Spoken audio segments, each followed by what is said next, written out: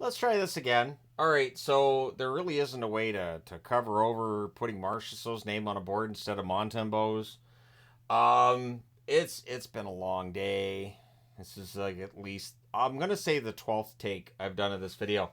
It's been a lot, and there's been various factors, including me screwing things up and just outside factors where I'm like, and it's too noisy to record, and we're gonna have to use a different take. But when you just do one take and post, these things can happen. So we're going to talk about the Montreal Canadiens. You'll notice I'm not wearing the same jersey or the same hat because I want to change things up because clearly that Carey Price jersey is cursed for a video. I won't be using that for a while. Seriously, this is about the 12th take. Anyways, the Montreal Canadiens made the Stanley Cup final in 2021. And since then, it's been time for a rebuild, right? They lose Weber, they lose Price to injury. Neither has played another game since then. So 2021, 2022, they bottom out. 55 points, bottom of the NHL, but they get to draft Slavkovsky, who immediately is written off as a bust because people have an attention span of like 3 minutes when it comes to prospects. But 2022, 2023, 68 points for Montreal that season. This past season that just finished, 76 points. And so the idea is that they're slowly building up. I think that slow build is going to continue. And I'm looking forward to seeing what they're able to do this season. And I've mentioned as a Bruins fan, and I'm going to throw this out there again. When Montreal is good, I much prefer the games between Montreal and Boston. The idea that Boston's playing really well against Montreal right now, well, yeah, they're going through a rebuild. We'll see when they're a good team how those matchups turn out. And of course, fingers crossed, Boston's still good at that time as well. Because some of my favorite and least favorite memories watching hockey are related to Montreal and Boston playing each other. It just gets that visceral emotional reaction from me. So they're unrestricted free agents for next summer, keeping in mind that they're very likely not going to be in the hunt for a playoff spot once we get to February and March. Dvorak is out there. He is, of course, a player who's had injury issues over the years. We'll see if he can stay healthy, which would improve his value at the deadline. Armia, bottom six forward there. Evans. Evans is a player that I like in Montreal, and I think Montreal likes him. I think he sticks around. And Pizzetta, fourth line forward, very likely sticks around with them too. Barre Boulet is an interesting one. I've talked about Barre Boulet over the years. I've talked about him a lot today. Barre Boulet is a player that I like that clearly other GMs haven't been as enamored with. But I think there's a little bit of offense there. Maybe Montreal can get more out of him. And Savard. So a very young blue line in Montreal. Savard is the elder statesman there at 33 years of age. We'll see whether or not Savard stays past the deadline. My guess is if he hasn't signed some sort of an extension, he's probably gone at the deadline. One thing to keep in mind with their cap situation, they have cap space plus Carey Price. His $10.5 million cap hit till 2026 will be placed on LTIR this coming season and the following season as well. So for Montreal, there's some space there. Should they choose to use that, we'll see whether they do or don't. Now, their young core. They've already shown, Kent Hughes has already shown he believes in them. Suzuki has a cap hit of $7.88 million till 2030. Cole Caulfield, a $7.85 million cap hit till 2031. Kirby Dach, a $3.36 million cap hit till 2026. He's a restricted free agent when that contract expires and had some injury issues over the last few years himself, so he's going to want to be healthy. And Slavkovsky, $7.6 million cap hit. That kicks in next season. It runs till 2033. So, 2023-2024, the season we just finished, they were 26th in goals for and 28th in goals against. And I do believe that those numbers are going to get better, but probably incrementally better. I don't think we're going to see Montreal charging up and into a playoff spot. There's a lot of good young players here, and we'll get into the blue line, but that's where I think the issue lies. It's just inexperience. It takes time. Their Stanley Cup odds, and again, you can find these online. It's just fun to post it. 20,000. So if you bet $100, you win $20,000. I'm thinking keep the $100. They're only ahead of Chicago, Columbus, Anaheim, and San Jose in Stanley Cup odds. So, yeah, Montreal still seen as a rebuilder, and I think they are. Now, their top six for this upcoming season, we know who three of those top six are going to be for sure, right? Suzuki, turning 25 on August the 10th, 82 games, 33 goals, 44 assists, 77 points. He has started to enter his Selke contention stage, and hopefully he stays there.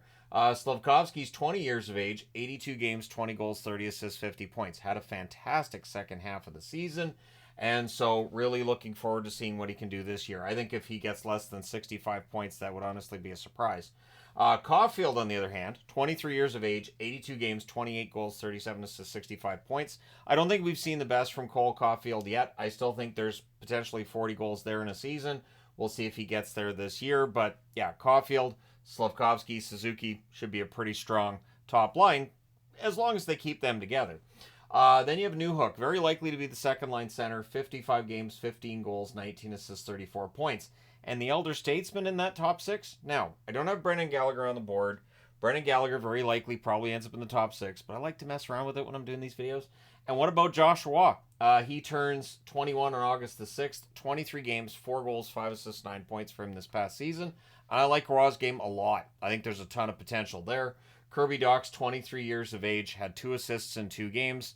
I've been a fan of Dach's for years too, but he's got to stay healthy. So if that ends up being the top 6, they're in good shape. If Gallagher ends up in that top 6, if Joshua Roy doesn't take that next step, again, I do expect the goal scoring to get better. Maybe just because they haven't really lost anything in the offseason offensively, and Slavkovsky's numbers should go up, which should, get Caulfield and Suzuki's numbers up as well.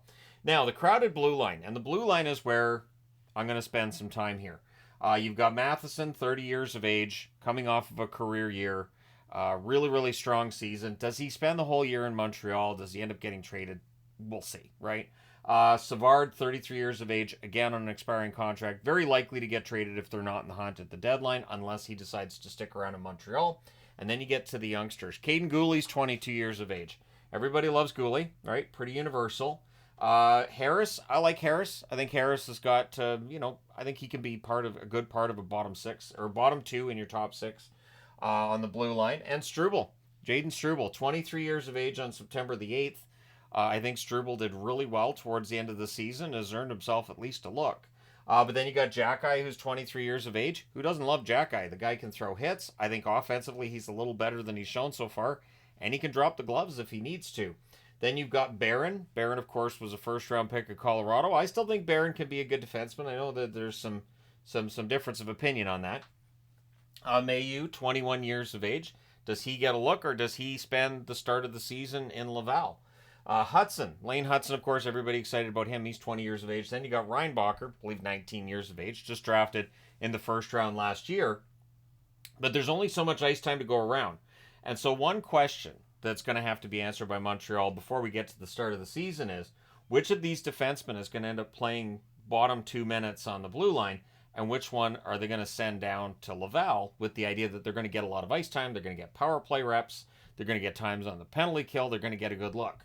So don't be surprised if in September, early October, when they start making their cuts, if we see somebody go down to Laval who's a pretty talented, good young defenseman, because they're going to get more ice time and more of a chance to develop than they would playing, as the number 6 in Montreal, or maybe being a healthy scratch.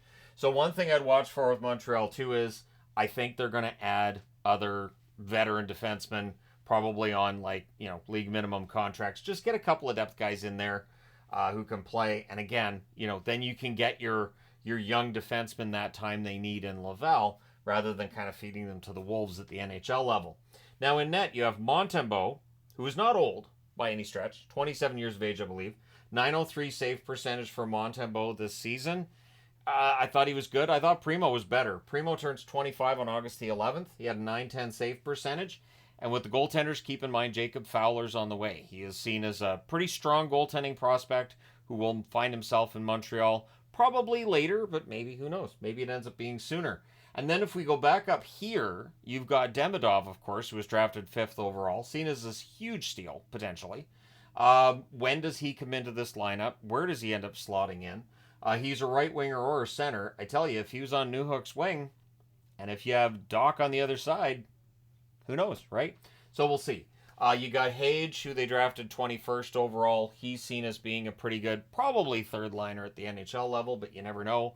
And then Owen Beck, who is expected to be a bottom 6 forward at the NHL level, but hardworking and absolutely could be maybe on the roster this season, right? There's a lot of room though in terms of cap space. So Montreal may not be done. I don't think they're necessarily done. It's part of the reason that I'm doing the videos like this rather than as, oh, here's season previews. It'd be ridiculous to do season previews in mid-July. I have a hard enough time doing them in early August, but, you know, that seems to be the time that everybody does them. One thing to keep in mind is they do have extra draft picks this year. From rounds 1 through 4, they have at least one extra draft pick in every single round. I also wanted to mention Harvey Pinard, and I've mentioned Harvey Pinard in every single take. I like Raphael Harvey Pinard, and if he ends up in that top 6, I'd be very happy for him. The offense with Harvey Pinard never quite matches the work ethic, but maybe it does this year. Maybe we see Harvey Pinard put up some good numbers. We shall see. But there you go. So we'll see if this one goes live and stays. We'll see if it stays up. Let me know your thoughts in the comment section below, as always. And again, apologies for a screw-up that just meant I had to re-record a video. I haven't done that in a long time, so here we are. But yeah, thank you guys so much for all your support as always. Hit like and subscribe if you haven't done so already. Thank you guys so much for all your support. I will talk to you again soon.